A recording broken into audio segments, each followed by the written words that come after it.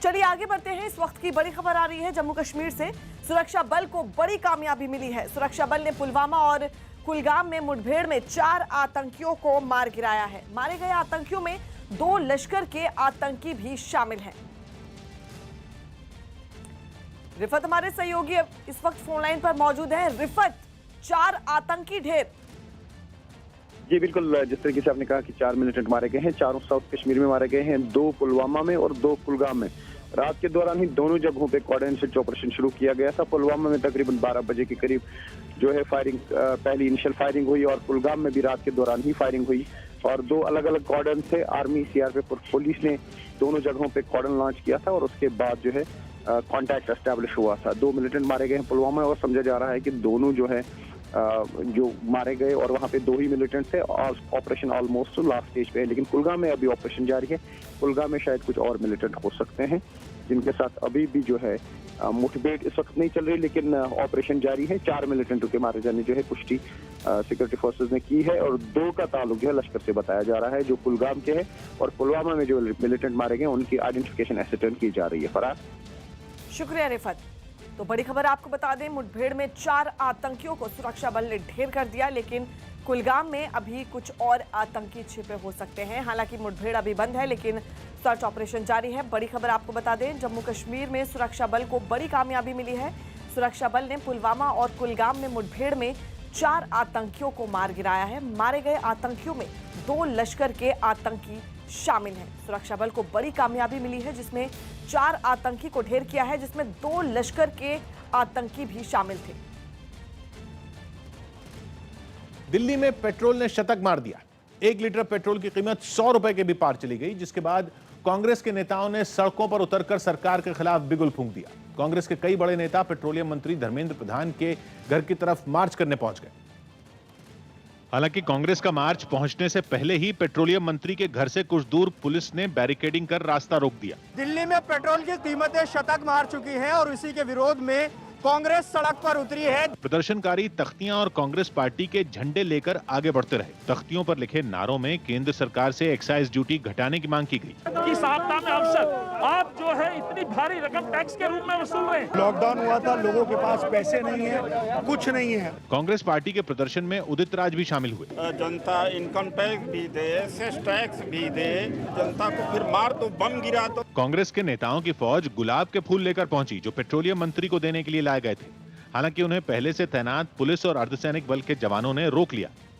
लेकिन कांग्रेस के नेताओं के पहुंचने से पहले पेट्रोलियम मंत्री के घर के बाहर कांग्रेस का छात्र संगठन एनएसयूआई भी पहुंचा। एनएसयूआई के कार्यकर्ताओं ने भी धर्मेंद्र प्रधान के घर का घेराव करने की कोशिश की, लेकिन भारी सुरक्षा बल तैनात होने की वजह से प्रदर्शनकारी सड़क पर ही बैठकर नारेबाजी करने लगे। मौजूद है पेट्रोलियम मिनिस्टर धर्मेंद्र प्रधान के घर के बाहर, जहां पर एनएसयूआई के तमाम कार्यकर्ता हैं, ये प्रदर्शन कर रहे हैं पेट्रोल और डीजल की बड़ी कीमतों के खिलाफ। प्रदर्शनकारी कुछ घंटियां भी लेकर आए, जो वो लगातार बजाते रहे। इसके अलावा वो तख्तियों पर अलग अलग तरह के नारे लिखकर लाए। कुछ तख्तियों पर महंगाई डायन खाए जात है वाला नारा लिखा, तो कहीं केंद्रीय मंत्रियों की पुरानी तस्वीरें लगाई गईं, जिनमें वो महंगाई के खिलाफ प्रदर्शन करते दिखे। जिस तरीके से इन्होंने थाली बजवाई थी, आज इनके सामने घंटियां बजा रहे कि जागो धर्मेंद्र प्रधान, तुम्हें जागना होगा। हालांकि थोड़ी ही देर में पुलिस ने प्रदर्शनकारियों को रास्ते से हटा दिया।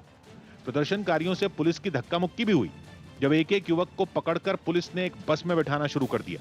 दूसरी तरफ जम्मू में भी कांग्रेस के नेता और कार्यकर्ता महंगे पेट्रोल के खिलाफ सड़क पर उतरे। पेट्रोल डीजल के दाम कम करो, कम करो, कम करो। जम्मू में भी पेट्रोल की कीमतें सेंचुरी लगाने के बेहद करीब हैं। पेट्रोल और डीजल की कीमतों में इतनी बढ़ोतरी हो गई, 100 से पार हो गया। जम्मू कश्मीर में अवाम में खर्चा चलाने के लिए, रसोई चलाने के लिए भी पैसा यहाँ पर खत्म हो गए। देश में ऐसे शहरों की गिनती 30 के करीब पहुंच गई है, जहां 1 लीटर पेट्रोल के लिए लोगों को 100 रुपए खर्च करने पड़ रहे हैं। और देश की 11 राजधानियां ऐसी हैं जहां पेट्रोल की कीमत 100 रुपए के पार है, जिनमें पहले नंबर पर भोपाल है। मध्य प्रदेश की राजधानी भोपाल में पेट्रोल की कीमत 108 रुपए 58 पैसे हो गई। दूसरे नंबर पर राजस्थान की राजधानी जयपुर है, जहां 1 लीटर पेट्रोल 107 रुपए 7 पैसे में बेचा जा रहा है। फिर नंबर आता है देश की आर्थिक राजधानी मुंबई का, जहां 1 लीटर पेट्रोल की कीमत 106 रुपए 31 पैसे। चौथा नंबर है हैदराबाद का, जहां 104 रुपए 20 पैसे में 1 लीटर पेट्रोल मिल रहा है। पांचवा नंबर कर्नाटक की राजधानी बेंगलुरु का है, जहां 1 लीटर पेट्रोल की कीमत 103 रुपए 62 पैसे पहुंच चुकी है। और छठे नंबर पर बिहार की राजधानी पटना है, जहां 102 रुपए 40 पैसे में 1 लीटर पेट्रोल बेचा जा रहा है। बिहार के समस्तीपुर से दिल दहला देने वाली एक तस्वीर सामने आई। वहां मोबाइल फोन की चोरी के आरोप में एक लड़के को बंधक बनाकर कुछ लोगों ने उसकी खूब पिटाई की। आरोपियों ने इस घटना का वीडियो बनाया, जो बाद में सोशल मीडिया पर वायरल हो गया, जिसमें साफ दिखा कि उन लोगों ने आरोपी को एक घर में बंद कर उसे बेल्ट से खूब पीटा। इतना पीटने के बाद भी जब उनका मन नहीं भरा तो उन्होंने अपने कुत्ते से उसे कटवाया। वो कुत्ता कभी उसके हाथों पर अपने दांत गड़ाता दिखा तो कभी उसके पैरों को काटता नजर आया।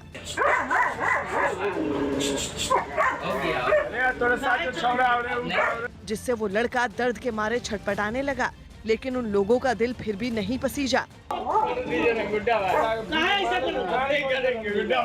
उन लोगों ने इसी तरह काफी देर तक उस लड़के की पिटाई की। बाद में जब इस मारपीट का वीडियो वायरल हुआ तो मामला पुलिस तक पहुंचने में देर नहीं लगी। लोग निश्चित रूप से सख्त कार्रवाई करेंगे। बताया गया कि मारपीट करने वाले लोग इलाके के बड़े कारोबारी हैं।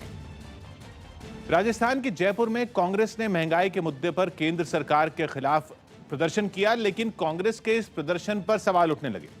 दावा किया गया कि प्रदर्शन में भीड़ बढ़ाने के लिए बड़ी संख्या में दिहाड़ी मजदूरों को बुलाया गया, जिन्होंने हाथों में तख्तियां और पोस्टर लेकर महंगाई के खिलाफ आवाज उठाई। वहां से सामने आई तस्वीरों में बड़ी संख्या में महिलाएं कांग्रेस नेताओं के पीछे चलती नजर आईं। दावा किया गया कि ये महिलाएं मनरेगा की दिहाड़ी मजदूर थीं, जिन्हें कार्यक्रम में भीड़ बढ़ाने के लिए पैसे देकर बुलाया गया। ये जो महिलाएं हैं नरेगा मजदूर है और नरेगा पे साइट पे काम कर रहे थे, वहां से इनको लेकर यहाँ पर आया गया प्रदर्शन के अंदर। जब इन महिलाओं से बात की गई तो इन्होंने भी खुद को मजदूर बताया।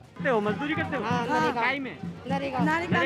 इनमें कुछ ने तो प्रदर्शन में शामिल होने के बदले दिहाड़ी दिए जाने की बात भी कबूल की। क्या बोले, दे देंगे मजदूरी? 200 रुपया। इस दौरान प्रदर्शन में शामिल इन महिलाओं ने कांग्रेस कार्यकर्ताओं के साथ सड़क पर चूल्हा रखकर खाना बनाया और महंगाई के विरोध में आवाज उठाई। उत्तर प्रदेश के मेरठ से हैरान करने वाली तस्वीरें सामने आई है। एक मामले की जांच करने पहुंची पुलिस के साथ आरोपी के घर वालों ने धक्का मुक्की की। बताया गया कि पुलिस वहां 2 साल पुराने एक केस की जांच के लिए पहुंची थी कि तभी उस मामले का एक आरोपी उनके हत्थे चढ़ गया, जिसे पुलिस अपने साथ पकड़कर थाने ले जाने लगी, लेकिन उसके घर वाले पुलिस से ही भिड़ गए।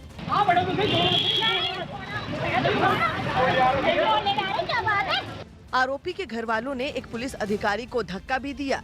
वहीं जब दूसरे पुलिस वाले इस हंगामे का वीडियो बनाने लगे तो उस पर भी उन लोगों ने ऐतराज जताया। इस धक्का मुक्की को देखकर वहां भीड़ जुट गई। इस बीच वहां मौजूद पुलिस ने अपने बड़े अधिकारियों को इसकी जानकारी दी, जिसके थोड़ी ही देर बाद वहां 2 थानों की पुलिस पहुंच गई।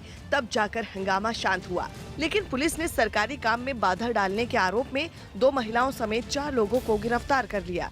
आरोपी के परिवार वालों के द्वारा उनके साथ में मारपीट और हिंसा की गई। पुलिस के साथ बदसलूकी करने वालों के खिलाफ भी केस दर्ज कर लिया गया। कोपा अमेरिका कप के फाइनल में अर्जेंटीना की टीम ब्राजील से भिड़ेगी। अर्जेंटीना की football team Copa America cup के फाइनल में पहुंच गई। उसने रोमांचक सेमीफाइनल मुकाबले में कोलंबिया को पेनल्टी शूटआउट में 3-2 से हराया। अब शनिवार को फाइनल में उसका मुकाबला ब्राजील से होगा।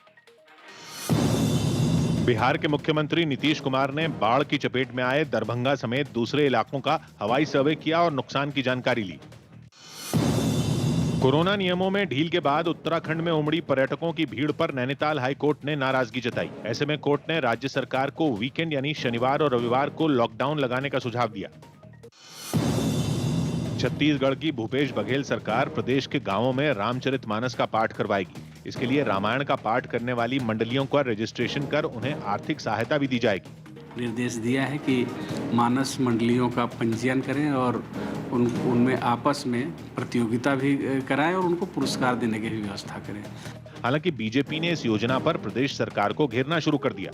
प्रभु राम के शरण में जरूर आए हो, लेकिन प्रभु राम के साथ में छल कपट मत करना जो छत्तीसगढ़ की जनता के साथ की है। भारतीय हॉकी टीम के पूर्व सदस्य केशव दत्त का कोलकाता में निधन हो गया। वो 95 साल के थे और पिछले काफी समय से कई बीमारियों से जूझ रहे थे। केशव दत्त 1948 के ओलंपिक खेलों में भारतीय हॉकी टीम का हिस्सा थे, जिसने आजादी के बाद पहली बार हॉकी में स्वर्ण पदक जीता था। उत्तर प्रदेश के फिरोजाबाद से डरा देने वाली तस्वीरें सामने आई हैं। वहां एक बस में आग लगने से अफरा तफरी मच गई। गनीमत ये रही कि हादसे के वक्त उसमें कोई भी यात्री नहीं बैठा था। लेकिन वो बस अचानक आग की तेज लपटों में घिर गई। देखते ही देखते आग ने उसे पूरी तरह अपनी चपेट में ले लिया। ये देखकर वहाँ कई लोग इकट्ठा हो गए। लोगों ने इसकी जानकारी तुरंत प्रशासन को दी, जिसके बाद दमकल कर्मी वहाँ आग बुझाने के लिए पहुँच गए। लेकिन आग इतनी तेजी से फैली कि उसने बस को पूरी तरह जलाकर राख कर दिया। बताया गया ये बस बरेली से फिरोजाबाद पहुंची थी और फिर उसे आगरा के लिए निकलना था। दिल्ली के उत्तम नगर से दिल दहला देने वाला एक वीडियो सामने आया। वहां 4 बदमाश दिन दहाड़े एक घर में घुस गए और जमकर लूटपाट की। बताया गया कि ये लोग बिजली कर्मचारी बनकर घर के अंदर घुसे, लेकिन अंदर घुसते ही उन्होंने वहां मौजूद लोगों को अपने काबू में कर लिया। लूट की इस घटना का एक सीसीटीवी वीडियो भी सामने आया, जिसमें एक महिला, एक बच्ची और एक आदमी वहां बैठे दिखाई दिए। तभी दरवाजे पर दस्तक हुई, लेकिन जैसे ही महिला ने दरवाजा खोला, 4 लोग अंदर घुस आए।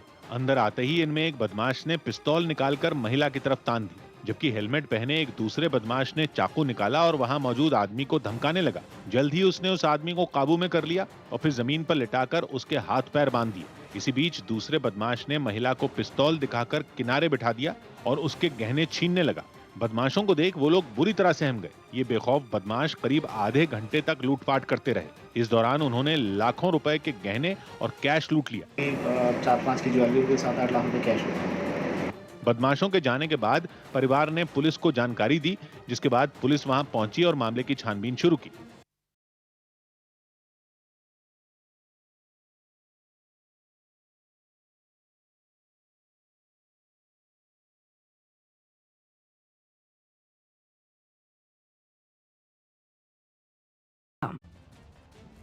बिहार के कई जिलों में बाढ़ ने ऐसा हाहाकार मचाया कि बहुत सारे लोग बेघर हो गए। उफान पर आई नदियों ने वहां ऐसी तबाही मचाई कि लोगों के सामने पलायन के अलावा और कोई दूसरा रास्ता नहीं बचा और वो अपना बोरिया बिस्तर समेटकर दूसरे ठिकाने की तलाश में निकल गए। मुजफ्फरपुर में नाव पर सवार होकर निकले इन लोगों के खेत पानी में डूब चुके हैं। इन्हें देखकर ऐसा लगा मानो वो नदी बन गए हों और इसी नदी पर नाव चलाकर लोग अपना नया आशियाना ढूंढने निकले। वहां ये तबाही बूढ़ी गंडक नदी ने मचाई। पिछले कुछ दिनों में नदी का जलस्तर इतनी तेजी से बढ़ा कि चारों तरफ समंदर जैसा मंजर दिखने लगा। पानी में हजारों घर डूब गए, जिनका केवल ऊपरी हिस्सा नजर आया। नौबत यह आ गई कि लोग दाने दाने को मोहताज हो गए। खाने पानी का स्थिति इतना खराब है कि लोग भूखे 4 लाइन पर बैठे रह जा रहा है। कुछ मिल रहा है तो मिल रहा है, नहीं तो भूखे बच्चा तो और भी मतलब बदतर स्थिति हो गया वह बच्चा। अनुमान है कि मुजफ्फरपुर में करीब 10,000 लोग बाढ़ में फंस गए हैं, जिनमें कई परिवार सरकार की ओर से दी गई नावों की मदद से ऊंची जगहों पर पहुंचे और टेंट लगाकर रहने लगे। कुछ यही हाल बिहार के बगहा का भी है, जहां मसान नदी बर्बादी का दूसरा नाम बनती दिख रही है। वहां इस नदी के बढ़ते जलस्तर से कई गांवों में तबाही मच गई और लोग अपने हाथों से अपना आशियाना तोड़ने को मजबूर हो गए। नदी किनारे बने इन घरों में रहने वाले लोगों के सर पर घर डूबने का खतरा मंडराने लगा, इसलिए उन्होंने इन्हें तोड़ा और दूसरी जगह बसने की तैयारी करने लगे। तोड़ के दूसरी जगह बस रहे हैं। हाँ, अब वहाँ जाएंगे, तिरपाल उरपाल टांग के रहेंगे। इन लोगों का सारा सामान यहाँ वहाँ बिखरा दिखा। नया ठिकाना ढूंढने तक आसपास के लोगों ने इनकी मदद की। अभी तक जौन बा कम से कम 60 घर के लोग जौन बाटे यहाँ से पलायन कर गए बाटे। बगहा में मसान नदी का पानी लोगों को डरा रहा है, लेकिन मजबूरी और जिंदगी की जद्दोजहद में कई लोग इसे तैर कर पार करते नजर आए। मसान की तेज धार ने प्रशासन के इंतजामों की भी पोल खोल दी, क्योंकि उसकी तरफ से कटाव रोकने के लिए जो भी व्यवस्था की गई वो नाकाफी साबित हुई। बाढ़ ने बिहार के कई जिलों में लोगों को बेघर ही नहीं किया, बल्कि उनकी जिंदगियों को भी दांव पर लगा दिया। पूर्वी चंपारण में बीमार लोगों को अस्पताल तक पहुंचाने में एनडीआरएफ के पसीने छूट गए और पहले उन्हें गांव में घाट पर लिटाकर नाव के जरिए नदी पार लाया गया और फिर उसी घाट पर लेटे लेटे वो अस्पताल पहुंचे। जिंदगी की जंग की कुछ ऐसी ही तस्वीरें सीतामढ़ी के बरौनी गांव से भी आईं, जहां एक बुजुर्ग शख्स को बीमार पड़ने पर घाट पर लिटाकर नाव तक लाया गया। नाव से नदी पार करने के बाद बुजुर्ग को ऑटो से अस्पताल पहुंचाया गया। वहां कई साल से नदी पर पुल बनाने की मांग की जा रही है, लेकिन समय बीता और पुल नहीं बना। नतीजा ये हुआ कि बाढ़ आने पर हर साल लोग यूं ही परेशान होते रहे और वहाँ के लोग टोटल 3 किलोमीटर पैदल आने के बाद इसी नदी से उनको उतरना पड़ता है। इस बीच समस्तीपुर में बागमती नदी ने रौद्र रूप दिखाना शुरू कर दिया है। वहां करीब 12 गांवों पर बाढ़ का खतरा मंडरा रहा है। इस बीच मुख्यमंत्री नीतीश कुमार ने बिहार के उन जिलों का हवाई दौरा किया जहां बाढ़ से हाहाकार मचा हुआ है। रूस के सोची इलाके से हैरान करने वाली तस्वीरें सामने आई, जहां आई भीषण बाढ़ अपने पीछे बर्बादी के निशान छोड़ गई। जिसके बाद खूबसूरत दिखने वाले शहर की रंगत ही बदल गई। पूरे शहर में मलबे और बाढ़ से आए कचरे का ढेर इकट्ठा हो गया। ड्रोन से ली गई तस्वीरों में तबाही साफ देखी गई। शहर में आई बाढ़ ने घरों के साथ दुकानों को भी भारी नुकसान पहुंचाया। यहाँ तक कि लोग घरों से कीचड़ बाहर निकालते नजर आए। तो वहीं सड़क पर पार्क किए गए वाहनों को भी काफी नुकसान पहुंचा। प्रशासन लगातार राहत और बचाव के काम में जुटा हुआ है, लेकिन बाढ़ के बाद तबाही का दौर अभी थमा नहीं है। हिमाचल प्रदेश का मॉनसून सत्र 2 अगस्त से शुरू होगा। हिमाचल प्रदेश में विधानसभा का मॉनसून सत्र 2 अगस्त से 13 अगस्त तक चलेगा। साथ ही सीएम जयराम ठाकुर की कैबिनेट में इस बात का फैसला भी लिया गया कि राज्य में कोरोना नियमों की वजह से लगाई गई पाबंदियों में और ढील दी जाएगी। दिल्ली के मुख्यमंत्री अरविंद केजरीवाल ने लोकनायक जयप्रकाश नारायण अस्पताल में जीनोम की जांच करने वाली एक लैब का उद्घाटन किया। केजरीवाल ने सुविधा को लोगों के लिए बेहद फायदेमंद बताया। दिल्ली के लोगों को इससे बहुत फायदा होगा और मैं एलएनजेपी हॉस्पिटल को, डॉक्टर सुरेश को, उनकी पूरी टीम को बधाई देना चाहता हूं। राजस्थान के भिवाड़ी से पुलिस ने एक संदिग्ध आतंकी को गिरफ्तार करने का दावा किया। साथ ही ये भी बताया कि सोशल मीडिया के जरिए लोगों को आतंकी संगठन से जोड़ने का काम तेजी से किया जा रहा है। हरिद्वार में योग गुरु रामदेव ने केंद्रीय कैबिनेट में विस्तार पर प्रधानमंत्री नरेंद्र मोदी की तारीफ की और दावा किया कि इस फैसले से देश का विकास होगा। सबका साथ, सबका विकास और सबका विश्वास का जो उनका सपना था, उसके अनुरूप नए मंत्रिमंडल का विस्तार किया है। हिमाचल प्रदेश के हमीरपुर से बीजेपी सांसद अनुराग ठाकुर को केंद्रीय कैबिनेट में मंत्री बनाए जाने पर मंडी में उनके समर्थकों ने जश्न मनाया। इस दौरान मिठाई बांटी गई और जमकर आतिशबाजी की गई। दिल्ली के मंगोलपुरी और कीर्तिनगर में चल रहे फर्जी कॉल सेंटर पर पुलिस ने छापा मारकर 94 लोगों को गिरफ्तार किया। आरोप है कि ये लोग यहां अमेरिकी नागरिकों से ठगी की वारदात को अंजाम दिया करते थे। पटना में एक शादी समारोह के दौरान उस समय हाई वोल्टेज ड्रामा हुआ जब दूल्हे की पहली पत्नी वहां पहुंच गई। हंगामा करने वाली महिला ने आरोप लगाया कि 3 साल पहले उसे धोखे से तलाक दिया गया था और अचानक उस जगह पहुंच गई जहां उसका पति दूसरी शादी रचा रहा था। महिला ने वहां मौजूद लोगों की कोई परवाह नहीं की और आओ देखा ना ताओ अपने पति को लताड़ना शुरू कर दिया। मेरे घर के रहते में इसने डिवोर्स फाइल किया है मुझ पे 2017 में। कितना बड़ा धोखेबाज है। जिसके बाद शादी के रंग में भंग पड़ गया। हंगामा बढ़ा तो दुल्हन भी कमरे से बाहर आ गई। उसे जैसे ही इस बारे में पता चला वो शोर मचाने लगी। जिस शख्स पर पहली पत्नी को धोखे से तलाक देकर दूसरी शादी करने का आरोप लगा वो पटना के नामी ग्रामी परिवार से ताल्लुक रखता है। उसकी एक 8 साल की बेटी भी है।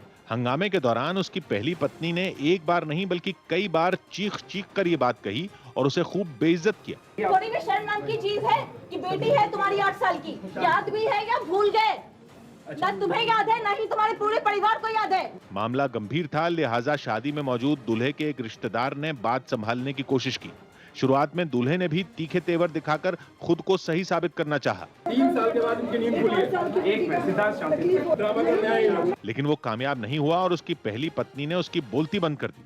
उसने अपने ससुराल वालों को भी खरी खरी सुनाई। 8 साल की बेटी है मेरी, क्या भविष्य होगा उसका? महिला के साथ पहुंची जन अधिकार पार्टी की नेता ने भी उसका खूब साथ दिया। जम्मू से हैरान करने वाली तस्वीरें सामने आई हैं। वहां कुछ डॉक्टरों ने सब्जियों और फलों की रेहड़ी लगाकर सरकार के खिलाफ प्रदर्शन किया। इन डॉक्टरों का आरोप है कि पिछले कई सालों से सरकार ने डेंटिस्ट यानी दांतों के डॉक्टर की भर्तियां नहीं निकाली, जिसका विरोध जताने के लिए वो सड़क पर सब्जी बेचने उतर गए। सामने आई तस्वीरों में कई डॉक्टर सड़क के किनारे रेहड़ी लगाकर सब्जियां और फल बेचते दिखाई दिए। पीपीई किट पहने इन डॉक्टरों ने लोगों को बुला बुलाकर सामान बेचा। लोग भी इनसे सब्जियां और फल खरीदते दिखाई दिए। डॉक्टरों ने आरोप लगाया कि प्रदेश में पिछले 13 साल से डेंटिस्ट की भर्ती नहीं हुई है। 13 साल हो गए कि हम लोगों की एक भी पोस्ट नहीं निकली है। दांतों के इन डॉक्टरों ने सरकार से उन्हें नौकरी देने और हर साल भर्तियां निकालने की भी मांग की। केंद्र सरकार की चेतावनी के बावजूद घूमने फिरने की जगहों से सैलानियों की भीड़ कम होने का नाम नहीं ले रही है। एक दिन पहले ही स्वास्थ्य मंत्रालय ने चेतावनी दी थी कि अगर कोरोना के नियमों का पालन नहीं किया गया तो ढील खत्म करके फिर पाबंदियां लगाई जा सकती हैं।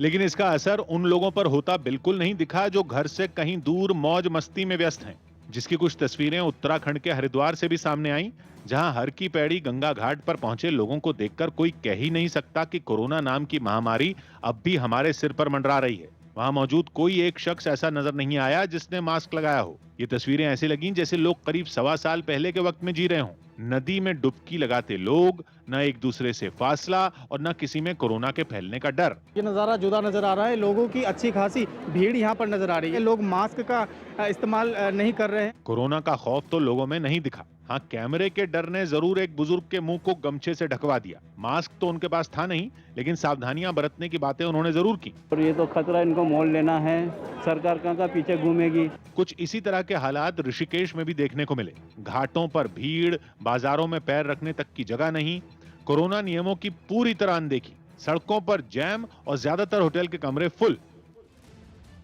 पश्चिम बंगाल के आसनसोल में पुलिस में हिरासत में लिए गए एक लड़के की मौत के दूसरे दिन भी जमकर बवाल हुआ। इस बार लोग इसलिए भड़के क्योंकि उसके एक दूसरे साथी की हालत भी गंभीर बनी हुई है। एक दिन पहले चोरी के आरोप में पुलिस ने दोनों को हिरासत में लिया था, लेकिन लोगों ने आरोप लगाया कि पुलिस वालों ने लड़कों को इतनी बुरी तरह पीटा कि जिस वजह से एक लड़के की जान उसी दिन चली गई थी। और दूसरे की हालत गंभीर होने की जानकारी जैसे ही उन्हें मिली, वो लोग फिर ज्वालामुखी की तरह भड़क उठे। गुस्साए लोग सड़कों पर उतर आए। उन्होंने सड़क पर टायर जलाकर उस रास्ते को जाम कर दिया। यही नहीं, उन्होंने बल्लियों और बड़े बड़े पत्थरों से सड़क ब्लॉक कर दी। वहां सड़क पर कई चीजें बिखरी भी मिली, जिन्हें देखकर ऐसा लगता है कि वहां तोड़फोड़ भी की गई। ऐसे में पुलिस और सुरक्षा बल के जवान बड़ी तादाद में उनके बीच पहुंचे। उन्होंने विरोध कर रहे लोगों को समझाने की कोशिश की कि उनके ऐसा करने से माहौल बिगड़ सकता है। आप लोग यहाँ पे 2 बात बोलेंगे, वहाँ पे अफवाह फैल जाएगा कि हाँ वो मर ही गया। इससे पहले गुस्साए लोगों ने पुलिस वालों को घेर लिया। उनकी काफी देर तक उनसे तू-तू मैं हुई। वो उनकी एक सुनने को राजी नहीं दिखे। लोगों में गुस्सा इतना भर चुका था कि वो पुलिस का रास्ता रोकने से भी नहीं चूके। जैसे तैसे मामला बातचीत तक पहुंचा। धीरे धीरे उन लोगों को शांत किया गया। हालांकि इलाके में अच्छी खासी संख्या में पुलिस और सुरक्षा बल के जवान अब भी तैनात हैं, ताकि आगे फिर हंगामे की नौबत न आए। गुजरात के वापी में धर्म परिवर्तन का मामला सामने आया। गुजरात के वापी में एक ही परिवार के कुछ लोगों का धर्म परिवर्तन करवाने का आरोप लगा। इस मामले में एक वीडियो भी सामने आया। पुलिस ने बताया कि ये वीडियो अप्रैल महीने का है और इस मामले में फिलहाल जांच जारी है। कारगिल युद्ध में शहीद हुए कैप्टन विक्रम बत्रा की शहादत को 22 साल पूरे हो गए। इस मौके पर सेना ने भी उन्हें याद किया। Lieutenant general Y K. जोशी ने बत्रा टॉप के ऊपर से सुखोई 30 लड़ाकू विमान से उड़ान भरकर उन्हें श्रद्धांजलि दी। उत्तरी कमान के general officer commanding in chief lieutenant general Y K. Joshi Kargil युद्ध के समय विक्रम बत्रा के कमांडिंग ऑफिसर थे।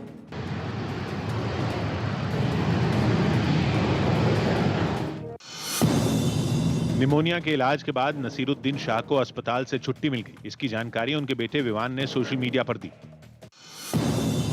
खबर है कि घायल शुभमन गिल को बीसीसीआई ने स्वदेश बुला लिया। हालांकि अभी तक ये फैसला नहीं हुआ कि उनकी जगह कौन इंग्लैंड जाएगा।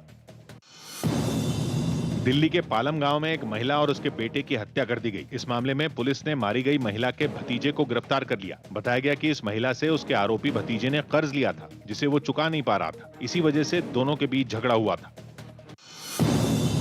बीजेपी के राज्यसभा सांसद किरोड़ी लाल मीणा ने जयपुर में कांग्रेस के प्रदेश प्रभारी अजय माकन से मुलाकात की और उनके सामने आदिवासी समुदाय की महिलाओं का मुद्दा उठाया। किरोड़ी लाल मीणा ने दावा किया कि मजदूरी के लिए दूसरे राज्यों में गई इन महिलाओं का वहां शोषण होता है। ऐसे में उन्होंने अजय माकन से अपील की कि वो सीएम अशोक गहलोत से इस मामले पर बात करें।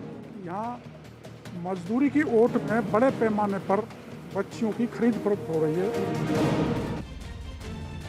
असम के डिब्रूगढ़ से डरा देने वाली तस्वीरें सामने आई है, जहां ब्रह्मपुत्र नदी का पानी लोगों के लिए परेशानी का सबब बन गया। ब्रह्मपुत्र का जलस्तर बढ़ने से वहां बाढ़ आ गई, जिसकी वजह से गांव के गांव पानी में डूबे दिखाई दिए। जिन सड़कों पर कभी गाड़ियां चलती थीं, वहां अब नाव चल रही हैं। दूर दूर तक सिर्फ और सिर्फ पानी ही नजर आया। गांव में पानी ने इतनी जोरदार दस्तक दी है कि लोगों के लिए परेशानी खड़ी हो गई। पानी से बचाने के लिए घरों को बांस की बल्लियों के सहारे ऊपर उठा दिया गया, ताकि कम से कम रोजमर्रा के कामों को किया जा सके। बताया जा रहा है कि इन गांवों का शहरों से संपर्क टूट गया, जिससे ये लोग जंगली फल और सब्जियां खाने को मजबूर हो गए। 7 दिन से यहाँ पे अफेक्टेड हुआ है बाढ़ से। 12,000 पीपल रहते हैं यहाँ पे। हालात ऐसे हैं कि जो घर अब तक बचे हुए हैं, उनमें रहने वाले लोग किसी अनहोनी की आशंका से डरे हुए हैं। अमेरिका के वॉशिंगटन के उत्तरी मध्य इलाके से डरा देने वाली तस्वीरें सामने आई। वहां जंगल में इतनी भीषण आग लग गई कि उसके आसपास रहने वाले सैकड़ों लोग बेघर हो गए। जंगल में लगी आग ने देखते ही देखते एक बड़े इलाके को अपनी चपेट में ले लिया। जिसकी वजह से पूरे इलाके में धुएं का गुबार इतनी तेजी से फैला कि चारों तरफ अंधेरा छा गया। इस आग को बुझाने के लिए दमकल की कई गाड़ियां वहां भेजी गईं। इसके साथ ही एक छोटे विमान को भी आग पर पानी डालने के काम में लगाया गया। लेकिन तेज हवाओं ने दमकल कर्मियों का काम और बढ़ा दिया। बताया गया कि वहां के प्रशासन ने एहतियातन जंगल के आसपास बने सैकड़ों घर खाली करा लिए ताकि कोई आदमी इस आग की चपेट में ना आ जाए।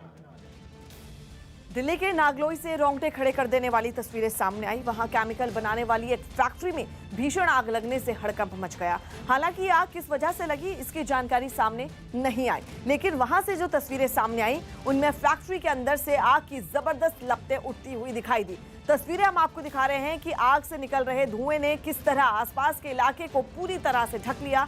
बताया गया कि फैक्ट्री में तेजी से आग पकड़ने वाला केमिकल रखा था, जिसकी वजह से आग तेजी से फैली और उसने फैक्ट्री के एक बड़े हिस्से को अपनी चपेट में ले लिया। जानकारी मिलने पर दमकल की कई गाड़ियां वहां पहुंची और आग बुझाने का काम शुरू किया गया।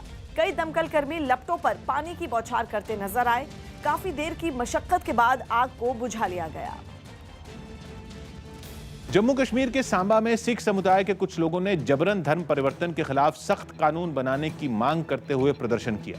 हाल ही में श्रीनगर में 2 सिख लड़कियों का जबरन धर्मांतरण करवाने का आरोप लगा था, जिसके खिलाफ सांबा में सिख समुदाय के ये लोग सड़क पर उतर आए और जबरन धर्म परिवर्तन के विरोध में अपनी आवाज बुलंद की।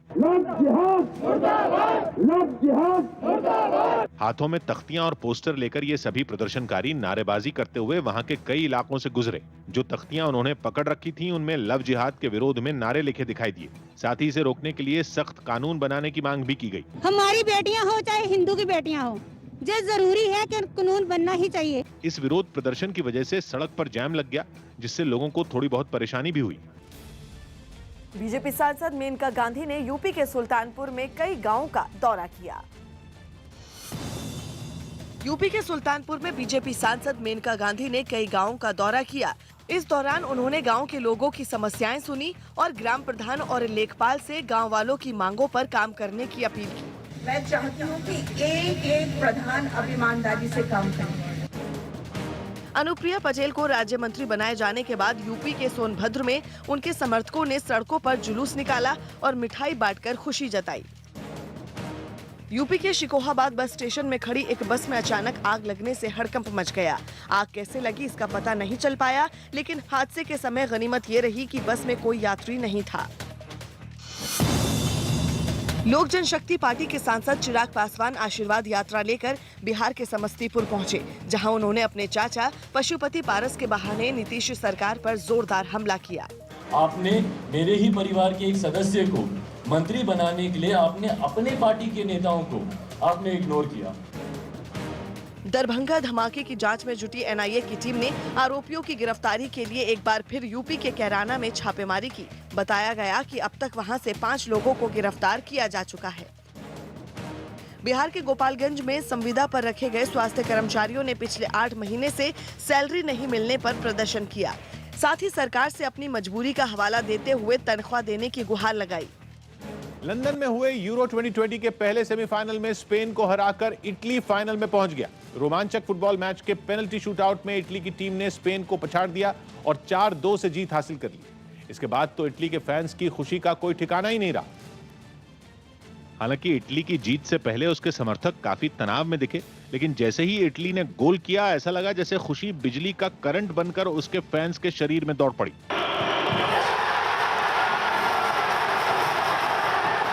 चार साल में एक बार होने वाली इस फुटबॉल चैंपियनशिप का गवाह बनने के लिए लोग अपने घरों से निकलकर राजधानी रोम की सड़कों पर लगी बड़ी-बड़ी स्क्रीन पर मैच देखने के लिए जुट गए।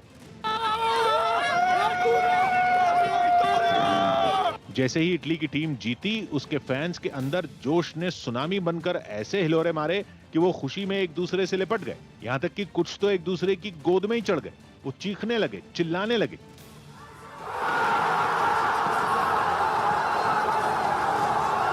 सेमीफाइनल में जगह पक्की हुई तो रोम की सड़कों पर चारों तरफ इटली के झंडे लहराने लगे। लोगों ने बीच सड़क पर अपने देश का राष्ट्रगान गाना शुरू कर दिया।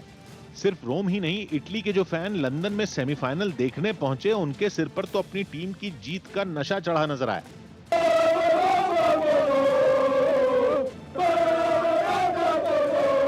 अब 11 जुलाई को लंदन में ही यूरो 2020 का फाइनल मैच खेला जाएगा। यूएई के दुबई के जेबेल अली बंदरगाह पर अचानक एक तेज धमाका हो जाने से हड़कंप मच गया। बताया गया कि ये धमाका एक जहाज में रखे कंटेनर में हुआ, जिसे कई किलोमीटर दूर से भी देखा गया। सामने आई एक तस्वीर में दिखा कि अचानक आग का एक बड़ा गोला आसमान में उठा। इस धमाके की आवाज ने पूरे शहर को हिलाकर रख दिया। धमाके के बाद उस कंटेनर में भीषण आग लग गई, जिसके बाद जेबेल अली बंदरगाह पर अफरा तफरी का माहौल बन गया। बताया गया कि जिस जहाज के कंटेनर में धमाका हुआ वो थोड़ी ही देर पहले बंदरगाह पर पहुंचा था। हालांकि आग लगते ही वहां मौजूद दमकल की कई गाड़ियां पहुंची और उसे बुझाने में जुट गई। अच्छी बात यह रही कि इतने बड़े धमाके और भीषण आग लगने के बावजूद कोई आदमी इसकी चपेट में नहीं आया। कोरोना नियमों का पालन नहीं होने की वजह से बंद करवाया गया दिल्ली का लाजपत नगर सेंट्रल मार्केट 2 दिन बाद फिर खुल गया। बाजार में दुकानें खुल तो गईं, लेकिन वहां प्रशासन की सख्ती बरकरार रही। बीती रात ही जिला प्रशासन की तरफ से मार्केट खोलने का आदेश जारी किया गया था, जिसके अगले दिन बाजार पहुंचकर दुकानदारों ने अपनी अपनी दुकानों के शटर उठा दिए। मार्केट खुलनी शुरू हुई है 2 दिन के बाद। 2 दिन की पाबंदी यहाँ पर लगाई थी। बाजार में शोर शराबा उस वक्त होने लगा जब Lajpat Nagar central market association के प्रेसिडेंट योगेंद्र डावर वहां पहुंचे और उन दुकानदारों पर बरस पड़े जिन्होंने मना करने के बावजूद पहले की ही तरह अपने सामान को दुकान के बाहर डिस्प्ले पर लगा दिया था। किसी भी दुकान के बाहर भीड़ न जुटे, इसलिए ये फैसला लिया गया था। एक बार आप लोगों को बोलिए, एक पीस भी बाहर नहीं रहेगा, आपको समझ नहीं आती। बाजार खुलने के बाद प्रशासन के कुछ अधिकारी और सिविल डिफेंस के लोग भी वहां पहुंचे और ये देखा कि कहीं फिर से मार्केट में कोरोना नियमों को तोड़ा तो नहीं जा रहा। दुकानों को हम सील करेंगे फिर। अच्छा, जो भी नहीं मानेगा। इस बीच दुकानदारों ने ये भरोसा दिया कि अब उनकी दुकानों पर कोरोना नियमों का पूरा ख्याल रखा जाएगा। पूरा कोशिश करेंगे कि कस्टमर को कोई दिक्कत ना हो, ना हमारे को कोई दिक्कत हो। कुछ दुकानों के बाहर सैनिटाइजर रखा दिखा, अंदर सोशल डिस्टेंसिंग के लिए फर्श पर स्टिकर भी चिपके नजर आए। अफ्रीकी देश केन्या में लॉकडाउन से लोग इतने त्रस्त हो गए कि उन्होंने सरकार के खिलाफ हल्ला बोल दिया और पुलिस से ही भिड़ गए। कोरोना पर काबू पाने के लिए पूरे केन्या में 27 जुलाई तक लॉकडाउन लगाया गया है, जिस पर लोगों का सब्र जवाब दे गया और वो राजधानी नैरोबी में सड़कों पर उतर आए। प्रदर्शनकारियों को भगाने के लिए पुलिस ने भी मोर्चा खोला और झड़प शुरू हो गई। फिर तो पुलिस ने हवाई फायरिंग भी की और अंधाधुंध आंसू गैस के गोले भी छोड़े गए। उसने लोगों को हिरासत में ले लिया और उन्हें उठाकर अपनी गाड़ी में पटका। हालांकि इससे पहले लोग आराम से नाच गाकर लॉकडाउन खत्म करने की मांग उठा रहे थे, लेकिन फिर बात बिगड़ गई और शांतिपूर्ण प्रदर्शन हिंसा की भेंट चढ़ गया।